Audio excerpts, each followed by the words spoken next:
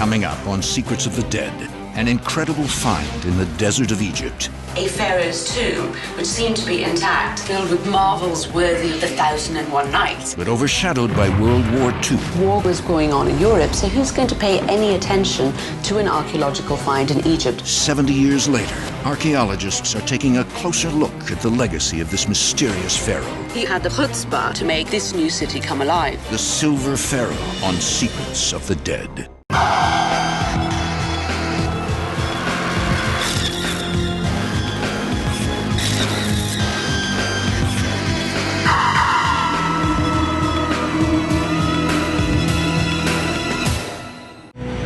Secrets of the Dead was made possible by contributions to your PBS station from viewers like you.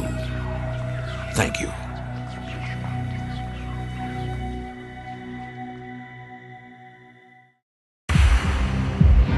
For more than 5,000 years, tomb raiders plundered the graves of Egypt's ancient pharaohs.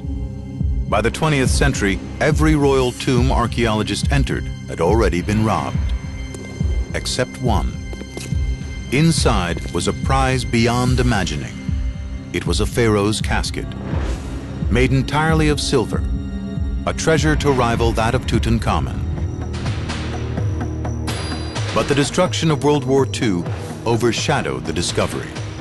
It's hard to imagine a worse time to make such a spectacular discovery. Today, this incredible find still remains virtually unknown. Now, investigators have pieced together the Silver Pharaoh's life and times, one of the least understood and most turbulent periods of Egypt's history. We have civil war, the country split between North and South. Egyptologists have re-examined the tomb and the fabulous city which surrounded it. And the first full examination of the pharaoh's remains has revealed surprising results. This is a new finding which I discovered it during my examination. I'm actually very excited to an extent that I can't speak. Using source material from the team who first discovered the tomb, investigators are decoding the message of these fabulous treasures to lift the veil on one of the most mysterious periods of Egypt's history. The era of the Silver Pharaoh.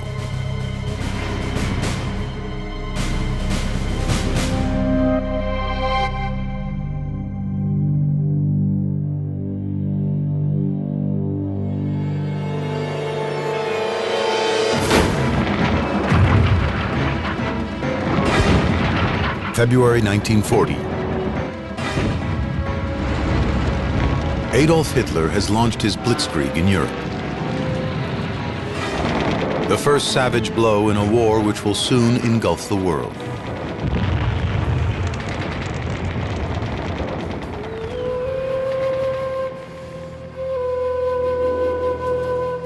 For the moment, Egypt is remote from the battlefield.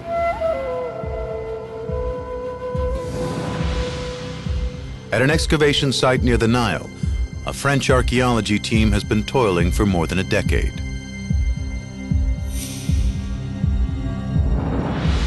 Now, they're racing to complete their work before war heads their way.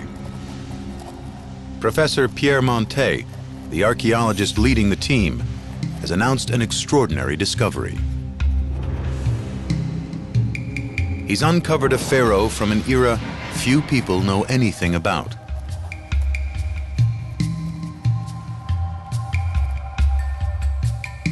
What Montet finds here will rewrite the story of ancient Egypt. He had been looking for clues to explain one of the most mysterious periods in Egyptian history. Around 1000 BC. It was a brief but dark era in ancient Egypt's 3,000-year history. Egypt's Great Pyramid was built by Pharaoh Khufu in what's called the Fourth Dynasty. The most famous pharaohs, people like Tutankhamun and Ramses the Great, ruled more than 1,000 years later in the 18th and 19th dynasties. The last of the pharaohs, Cleopatra, ruled another 1,000 years after that.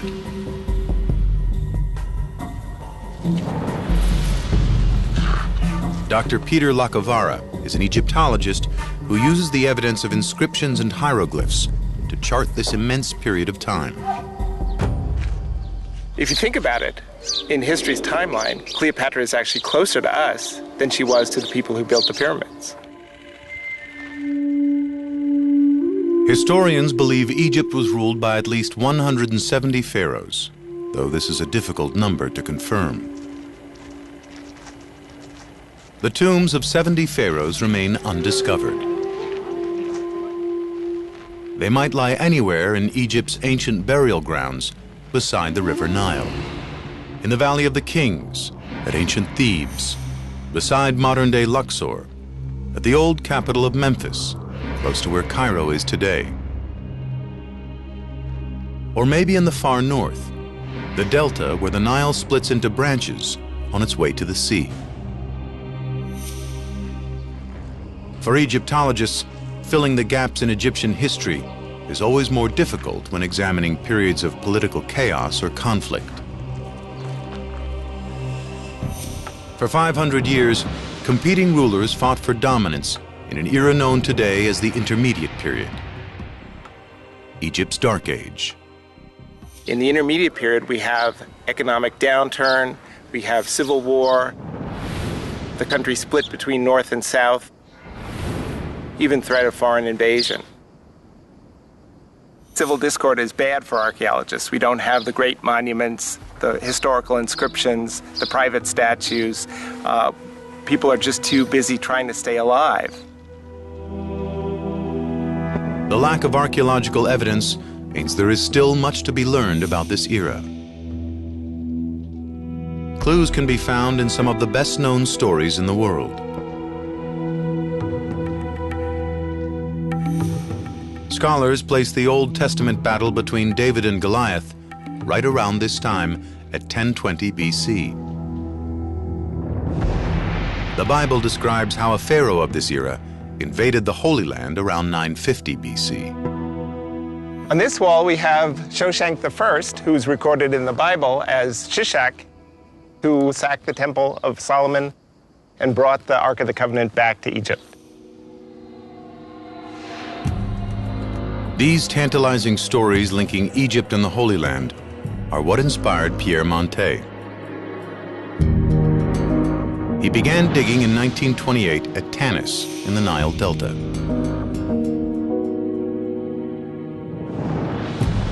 Other archaeologists had already searched here, but Montet believed there could still be important finds buried in the sand.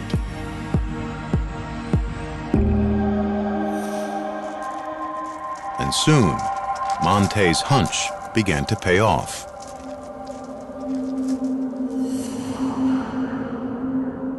Through the 1930s, he uncovered the remains of a vast temple with inscriptions showing it was dedicated to Egypt's supreme god, Amun. The temple compound was protected by a massive mud brick wall, inside which Montet believed there could be tombs waiting to be discovered. Hollywood even imagined the lost Ark might be buried in Tanis. And like Indiana Jones, Montet had to deal with the threat of the Nazis.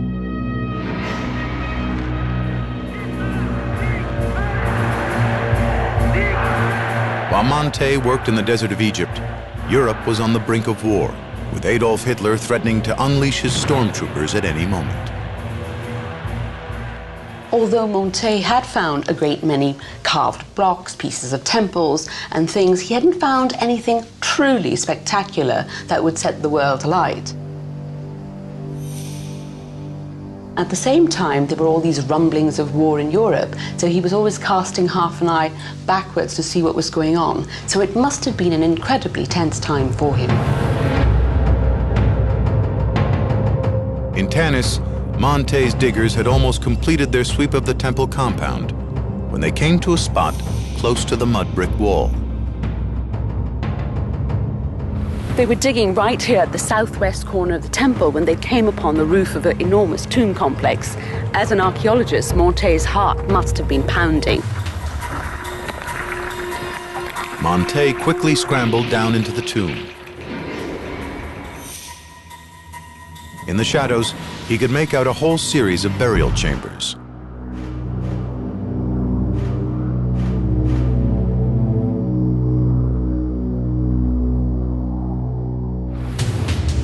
But his worst fears were quickly confirmed.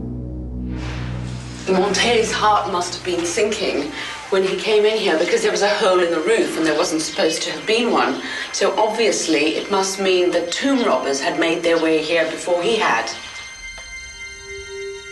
It was a royal tomb dating from around 850 BC.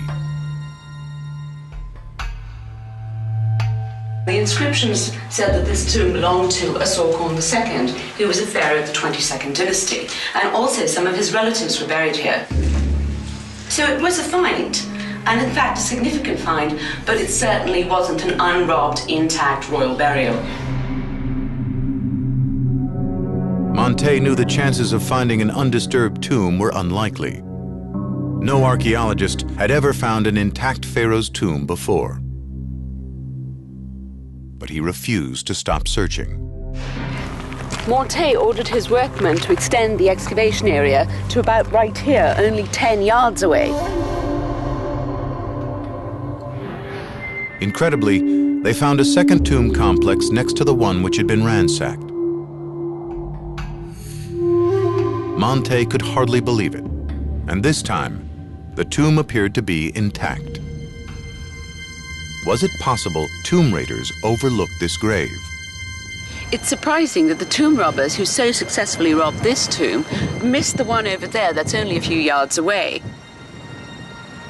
Maybe they didn't realize that there was a whole mass of graves around here, but that would be surprising because tomb robbers were astonishingly good at reading the landscape and could ferret out tombs when even archaeologists have a hard time doing that. Monte couldn't be sure who was buried here.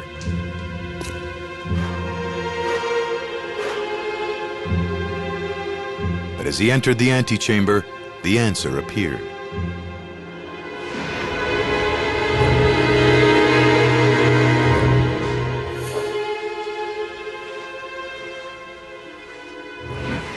Imagine Monte's excitement when he stood at this very spot and shone the light up here and saw a royal name.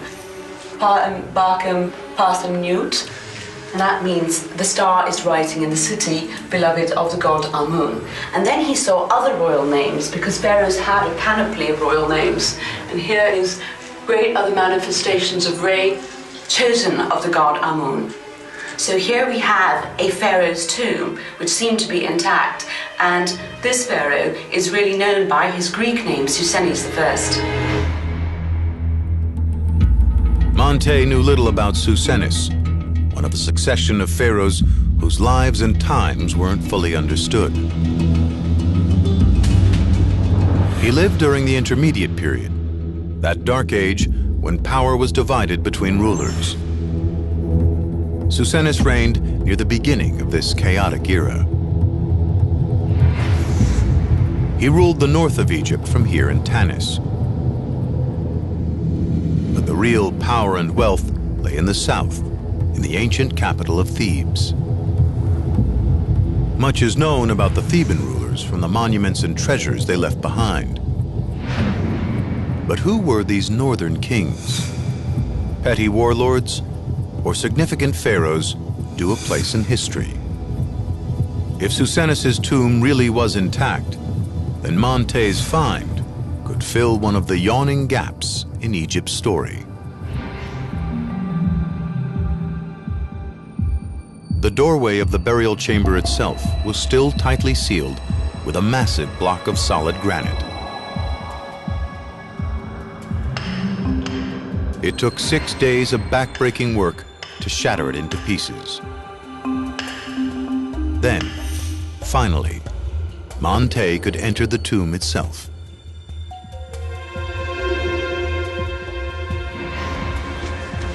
It was all he could have ever hoped for.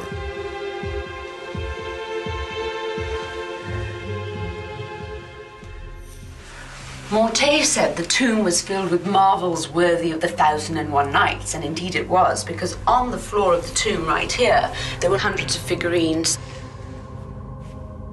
There were gemstones, precious metals.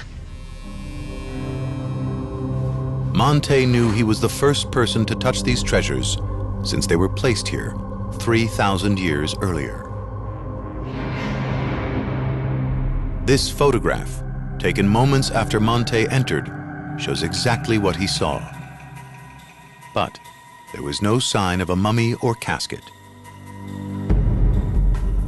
They lay, as is typical in pharaonic tombs, inside a huge stone sarcophagus, which almost filled the chamber.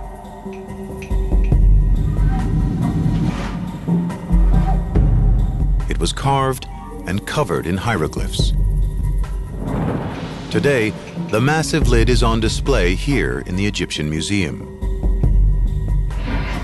Inside was another sarcophagus, also richly carved. Monte and his team had to pry open these granite sarcophagi carefully to reveal the pharaoh's actual casket within. When news of the find emerged, Monte was told to expect a very important guest.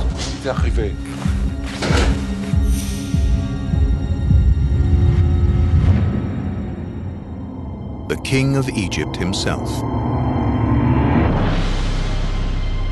Monte agreed to leave the most important find, Susenis's casket, sealed until the king was there to behold the incredible discovery. King Pharaoh had been supporting Monte's expedition and arrived at the dig dressed every inch the explorer.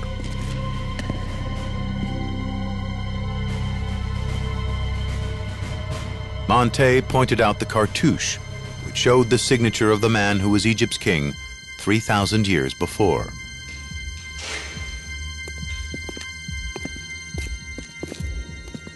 But King Pharaoh wanted to see treasure, not carvings. He'd been promised something unique, completely different from what he had seen so often on other digs. He was not disappointed.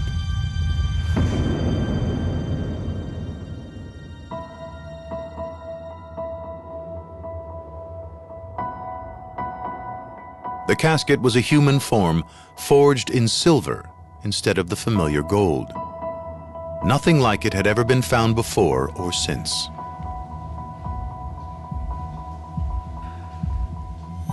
Here lay a little-known ruler from Egypt's turbulent Dark Age. But his tomb and its riches seemed to put him alongside the mightiest of pharaohs.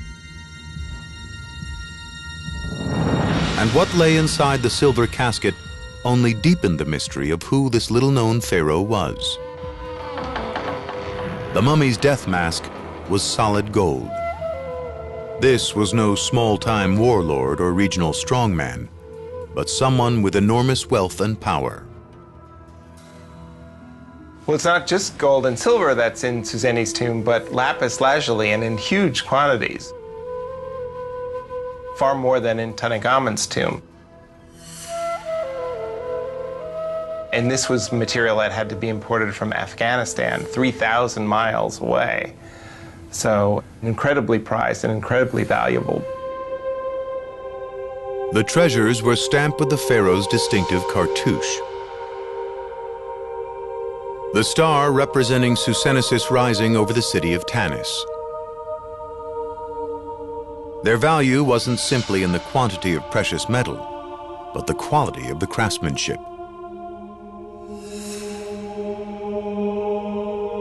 They're beautifully made, beautifully designed. Clearly for an individual who could appreciate this great aesthetics.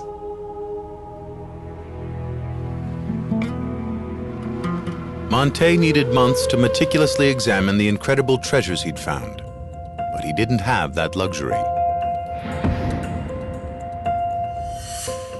He'd made the find of a lifetime, but his timing could not have been worse. Back in Europe, Hitler's armies arrived at the French border. Invasion was only weeks away. The Nazis were expected to strike at any moment. Monte had a heart-rending decision to make.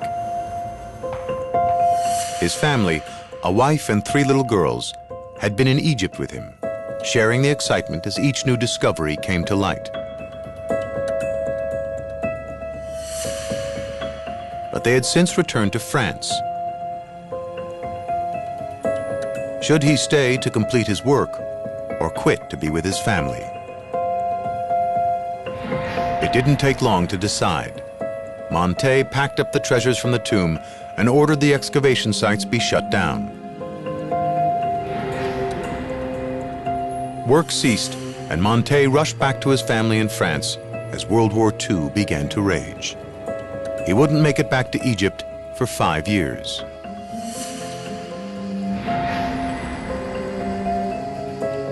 The treasures were quickly transported to Cairo for safekeeping in a museum vault.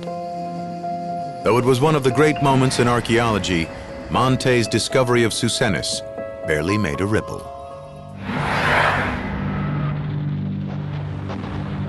There was war going on in Europe, so who's going to pay any attention to an archaeological find in Egypt? Because of this, even today, we don't really know enough about Monte's amazing discovery. When Tutankhamun was unearthed nearly 20 years earlier, it made headlines around the world. And when his mummy was examined, the cameras were there too. It was a grand affair, conducted by a professor of anatomy at Cairo University, Professor Douglas Derry. In 1940, Professor Derry received another invitation.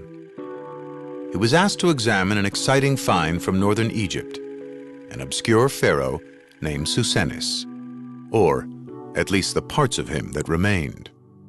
He was buried in the Nile Delta, which is a very wet, damp environment, while other people were buried in the Valley of the Kings, which is in the desert. So anyone buried in the Delta is prone to decompose because of the dampness. It's very difficult to study mummies that were buried there.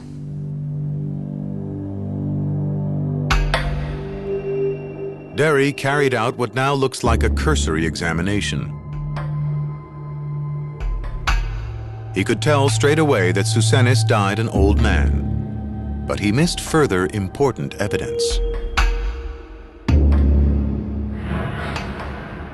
When Derry was finished, the bones were buried again, this time not in a royal tomb, but deep in the university's archives. Having been entombed for 3,000 years, Susenis's bones would now lay unstudied and unheralded for another 70. But now, Dr. Forzi Gabala, Derry's successor as professor of anatomy, has reopened the examination. I'm actually very excited to an extent that I can't speak.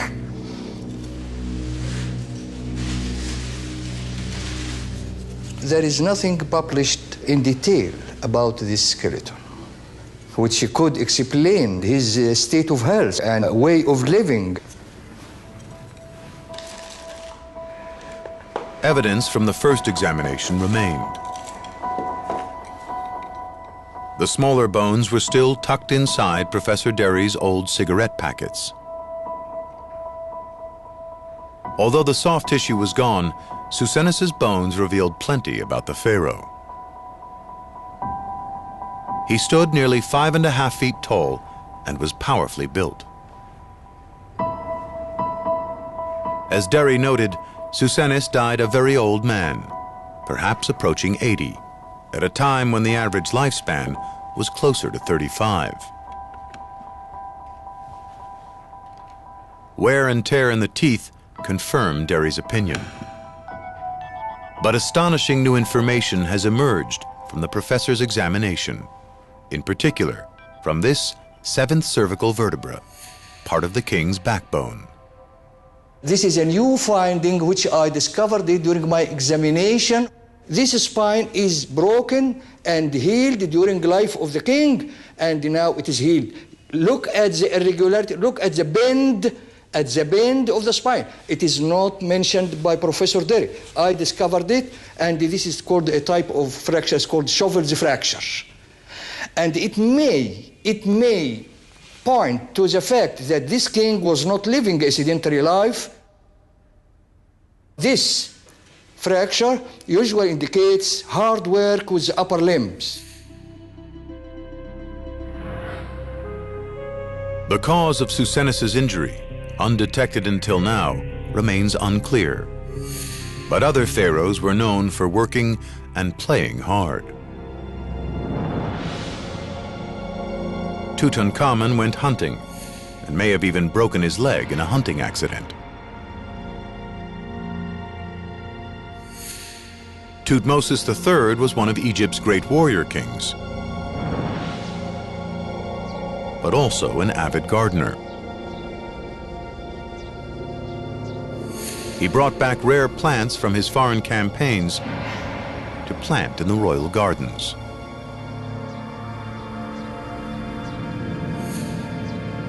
What kept Susenis busy here in Tanis is a mystery, which will now keep scholars guessing.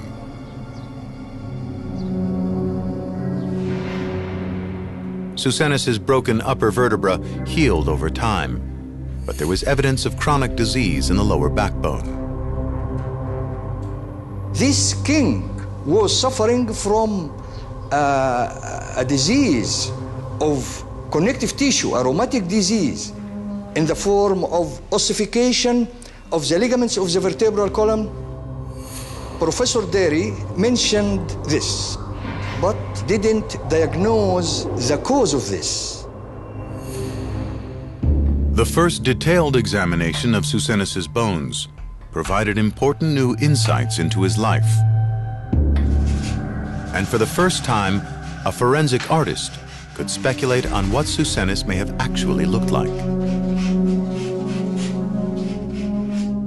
What is absolutely fascinating to anyone looking at this head is his right eye appears slightly higher than the left one. The socket is actually set higher, so this cheekbone starts higher and is set higher there than this one. It must be reflected in the face. Melissa Dring holds a degree in the psychology of facial identification and studied forensic reconstruction with the FBI. Dead for 3,000 years, the sketch brings the Silver Pharaoh back to life. Susenis. Here he is.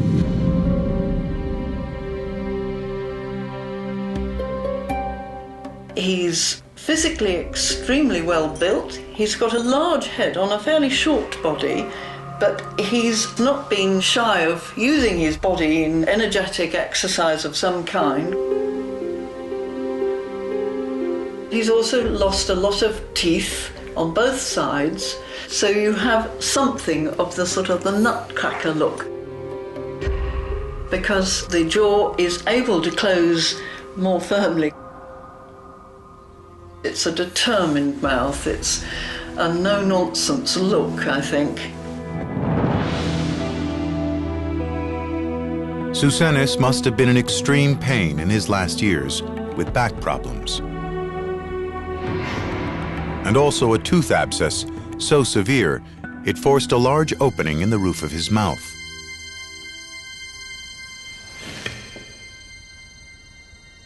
This is the cavity of the abscess, and the infection was so heavy and extensive that it also opens on the inside, on the surface of the palate. This is a hard palate, and as we see, the opening is great and the abscess was great. Susenis suffered in agony for at least part of his life. But do his bones reveal anything about his death? As far as I see from the bones, there is nothing apparent to lead to death. It could have died by heart attack, maybe something like that. These bones show us the sufferings of his life, but not the cause of his death.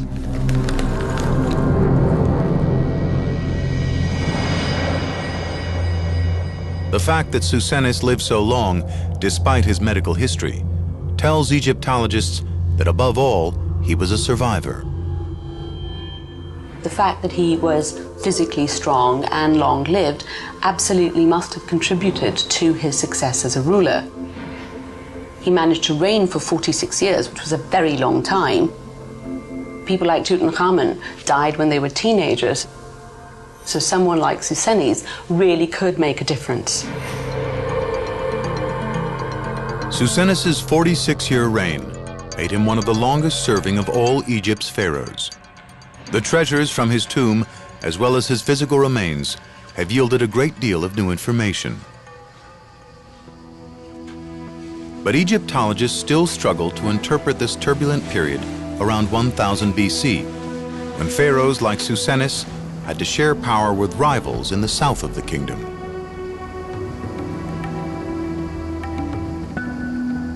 It's ironic, but this dark age in Egyptian history followed a period when the pharaohs were at their greatest height of power. The turmoil that plagued Susenes' reign actually began 200 years earlier and was started by the most powerful pharaoh of them all. Egypt reached the peak of its power under Ramses II, Ramses the Great. He was a prolific builder, the greatest builder Egypt had ever seen, and had as many as 100 children. Before Ramses, Egypt had just two power centers: Thebes and Memphis.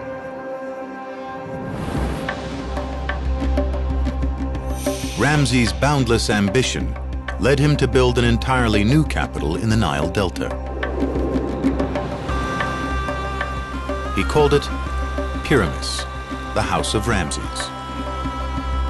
But Ramses could not see what his new city would mean for future pharaohs. The Delta region was really a frontier area for Egypt before Ramses really started to colonize it and build his great capital there. It sort of threw things off balance. While a strong central ruler like Ramses the Great could maintain control, once you had a weak ruler, you could see the Delta kind of flying off on its own. Creating a third power center left the pharaoh open to political attack. The trouble began here in Thebes. The only figure powerful enough to challenge a pharaoh was Egypt's high priest, who was in charge of the vast temple of Karnak. In some ways, the term high priest is a bit misleading because he was more than just a religious official. He ran a big business, which is what this temple was. He was an important political leader, and he could even command military might. Priests were richly rewarded in advance for keeping the memory of a dead pharaoh alive. A king would leave an estate to the temple, and then the priests of the temple would maintain his cult, would maintain his monuments, keep his memory alive, which was essential to the Egyptians. Kings, to win their favor, would give them rights to fishing and fowling and hunting, or rights to mines, or even trade along the Nile. And so the priesthood gained increasing amounts of wealth. They were just getting wealthier and wealthier as time went on, until they eventually decided, why don't we become king? Shortly before Susenes' reign began, the high priests made their play for power. Here's the high priest shown at almost the same height as the pharaoh. You can see the other priests are much shorter, and previously in Egypt, everyone was shorter than the pharaoh to show their relative status. But here, the high priest has gained so much power that he's almost equivalent to the pharaoh. As the priests asserted their authority, Egypt was riven in two, and 5 centuries of chaos, the intermediate period, would follow. The high priest seized the south, and the pharaoh was exiled to the frontier region, the northern delta. A checkpoint between the north and south was established on the Nile, close to Memphis. So how did Susenes turn his small northern province into a rich domain fit for a king. Investigators returned to the treasures from Susenis's tomb, looking for clues. Critical evidence was spotted on this small, seemingly insignificant silver dish called a patera. Archaeologists recognized Susenis's familiar signature, including the star and bird.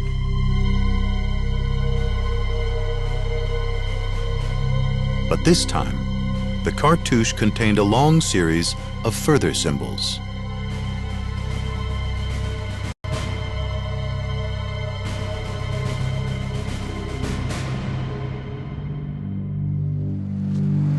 The inscription on the patera reads, "Life to the perfect God, Lord of the two lands, the high priest of Amun, king of the gods, beloved of Amun," and then Susenis. What's very important about this is the fact that we know from this bowl that he held the title of High Priest of Amun in the north. The key to understanding his power lay in the hieroglyphs. Susenis was more than just a pharaoh. He was a high priest as well. At last, the mystery of his fabulous treasure hoard was revealed. The pharaoh would traditionally derive his wealth from taxes. If you were a farmer, and that was most of the people of Egypt, you would have to give a certain proportion of your crop yield to the treasury of the pharaoh. As we've seen, the high priest was getting wealthier than the pharaoh. But this way, he's combining both sources of income, the wealth of the temple as well as the traditional wealth of the pharaoh. But how did Susenis carve out such a powerful position? A look at the family tree of Egypt's ruling clan makes it clear. The branches lead to the family patriarch at the time when the southern priests revolted. High priest and strongman, Pinegem. Pinegem was high priest here in the Temple of Karnak around 1070 BC. He had 4 sons, 3 of whom succeeded him as high priest. And one, Susenis, went to Tanis where he became pharaoh. But he was also given the title High Priest of Amun in the north. Susenis was a smart politician, determined to use those powerful family connections. The records indicate that Susenis sent his daughter to Thebes to marry his own brother when he succeeded to become high priest of Karnak, and therefore cemented further the relations between the north and the south. By ensuring relatives made strategic alliances, Susenis's family had the whole of Egypt in their grasp. This is the patriarch Pinegem, whose mummy was found in Thebes. Susenis's mother, Princess Hentarwe, was buried there too, both mummies preserved in the dry desert climate.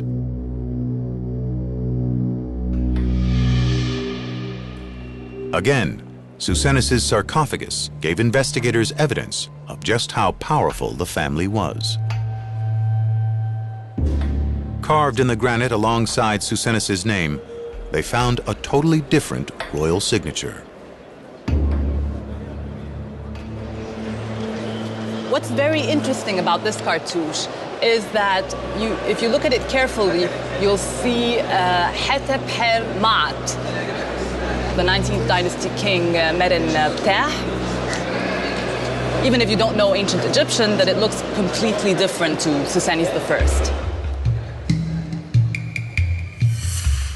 Meren Ptah was the son of Ramses the Great. He'd been buried near Thebes roughly 150 years before Susenis took the throne. But his tomb was opened up and the sarcophagus was sent to Tanis as a family gift for Susenis.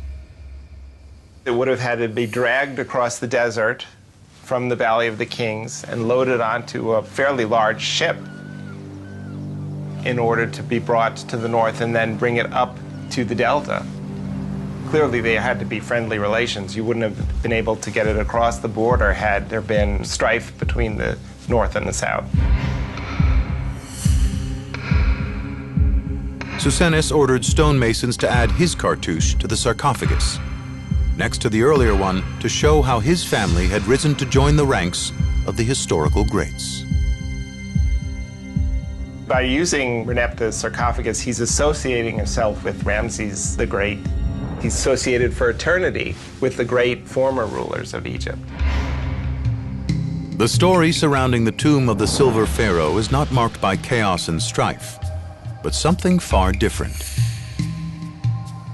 Through his family connections and the making of political marriages and key alliances, Susenes won wealth and power.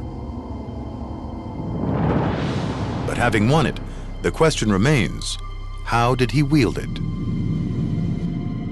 Recent discoveries prove that Susenes was the driving force behind one of the most extraordinary feats of ancient times. Relocating a metropolis, stone by stone.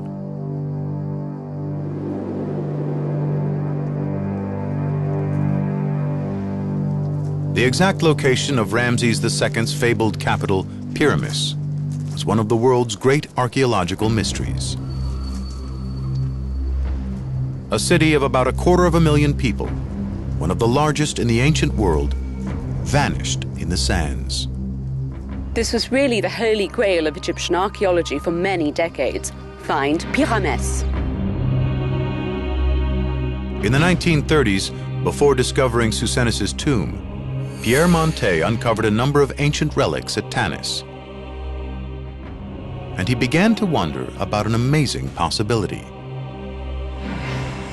Had he found the archaeologist's holy grail? Montet was absolutely convinced that he had found the missing city of Pyramus, and so he went on record saying that Tanis and Pyramus were one and the same. And the reason he did this was because there were lots and lots of blocks and statues that he found here bearing the name of Ramses II, just like this one. Here you can see the cartouche, royal name of Ramses II. So all of these cartouches that were scattered about through the entire site convinced Montet that here we have the city of Pyramus. For Montet and archaeologists worldwide, this discovery was far more significant than uncovering a royal tomb. But Montet had made one critical mistake. On the surface, his theory made sense because Tanis was a riverside city.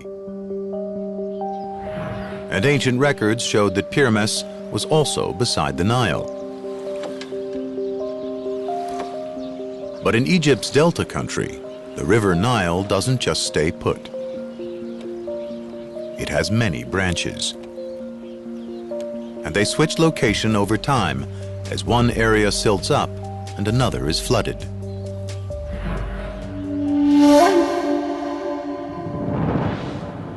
In the 1970s, archaeologists began to question Montet's findings. They focused on a small settlement about 12 miles from Tanis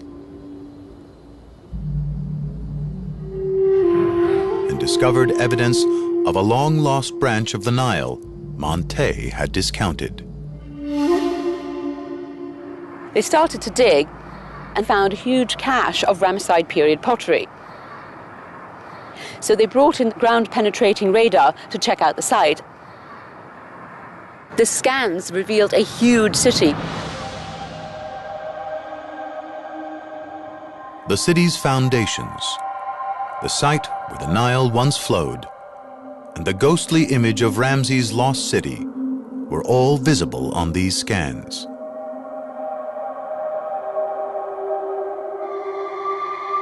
There had been a temple here, as well as military installations. They even found the stables of Ramses II. They were huge and they must have had hundreds of horses in them. In fact, where they used to practice, we even have found the hoof prints of the horses when they were running around. So it really was an incredibly large, complex city which had all the hallmarks of Ramses' capital. Today, not a trace of the city is visible above ground. And the vast buildings have totally disappeared. But how could such a large city simply vanish? Archaeologists now know that this branch of the Nile became so badly silted up that it changed course. Pyramus was literally high and dry. Life there became unsustainable. The record shows it happened around the time Susenes came to the throne, 1047 BC. And so he had the great monuments dismantled and shifted to Tanis. Susenes may not deserve credit for building a capital city, but he did rescue one. Imagine what a vast undertaking this must have been. It would have been like moving the monuments of Washington, D.C., the White House, the Lincoln Memorial, being dragged halfway to Baltimore. Without the radar scans, Susenes' amazing feat may have never emerged. Monte did find the great relics of Ramses' fabled city after all, but Susenes had moved them from their original site. Comparing remains found here with the scans, archaeologists could see the temple at Pyramus was built in the same shape as the one Monte unearthed at Tanis. Susenes was able to move an entire city, piece by piece.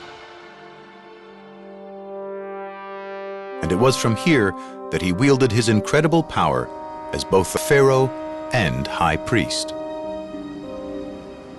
This is clear evidence that Susenes had the workforce and organization, a good bureaucracy, to move a city from one place to another.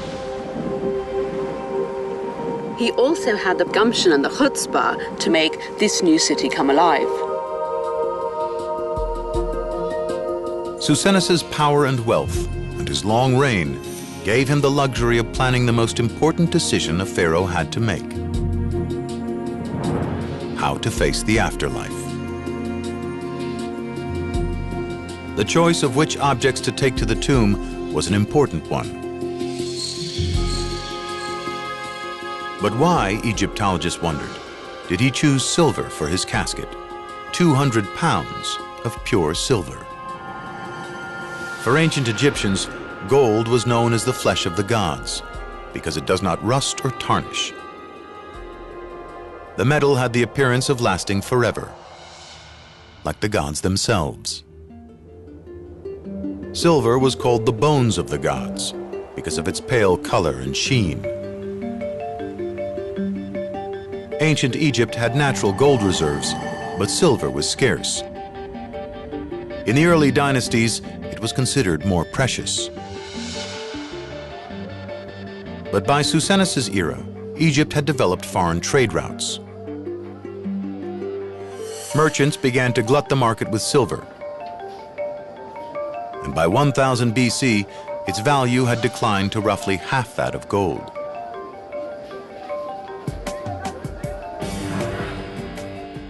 Susenes could clearly afford the best. Some of his treasures rival those of Tutankhamun. John Privet, an archaeologist and a silversmith, has studied the question of why Susenes chose silver. It would have been cheaper, not as expensive as gold, but the amount of work and the craft involved was considerable. Silver is a harder material, less malleable than gold to work. Silver requires to be heated every now and again to soften the crystalline structure of it, to then carry on working it. A repeated process which involves time, labor, fuel. The craftsmanship involved is certainly more intense than gold. Susenis clearly wanted items of quality and artistry, and not just expense, to accompany him into the afterlife. The body section of the casket was beaten from sheets of silver so thin and delicate that in places it was damaged during removal from the tomb. The head section is much thicker. Telltale marks around the nose and mouth suggest that it was cast in a mold, then hammered into shape. The Egyptians are known to have mastered the art of casting precious metals. From the first rough cast, which would have looked like this, Susenis's craftsmen then had to polish and sculpt their pharaoh's features, a process which took hundreds of hours of painstaking work.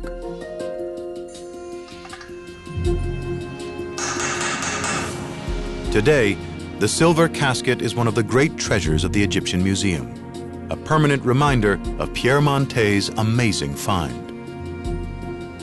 After the war, he made new discoveries, but none as dazzling as the silver pharaoh. He died in 1966, still believing that the city he'd unearthed was Pyramus. But his remarkable discovery of Susenis's tomb remains one of the key moments in archaeology. Susenis has never enjoyed the fame of Ramses or Tutankhamun, but his star is rising. Investigators are now taking on the work that Montet began and revealing the secrets of what was considered Egypt's Dark Age. Susenis was really an incredible man. He moved the capital city from one place to the next. He also managed to build a spectacular tomb for himself, which withstood the ravages of time, as well as the attentions of tomb robbers. He needs to be re-evaluated, and we need to pay more attention to this remarkable pharaoh of the 21st dynasty. Susenis would have believed that by commanding such an elaborate burial, he was buying a ticket to immortality. 3,000 years later, we can look back and say, that's exactly what he's done.